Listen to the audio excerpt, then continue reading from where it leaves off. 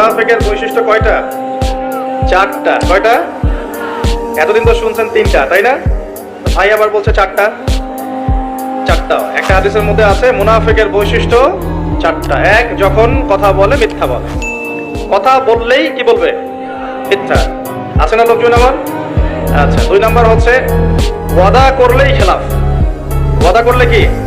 খেলাফ। তিন নাম্বার, যখন কোনো আমানত দেওয়া হয়, আমানত তো বুঝি, আমানত অঙ্গীকার, আমানত দেওয়া হয় তখন সেটা খেয়ানত করে। চার নাম্বার, যখন উত্তেজিত হয়ে যায়, কারোর সাথে ঝগড়াঝাটি বা কিছু হয়েছে, তখন বিচ্ছিরি ভাষায় গালিগালাজ করে। নবীজি বলছেন, যার মধ্যে এই চারটি বৈশিষ্ট্য আছে সে পাক্কা মুনাফিক। যার মধ্যে চারটার যে কোনো একটা আছে, যতক্ষণ সেটা ত্যাগ করছে না ততক্ষণ তার মধ্যে মুনাফিকের একটা আলামত থেকে যাবে। বলি নাউজুবিল্লাহ। আরো আছে মুনাফিকের আলামত, দুইটা ওয়াক্তের নামাজ পড়তে খুব কষ্ট হয়।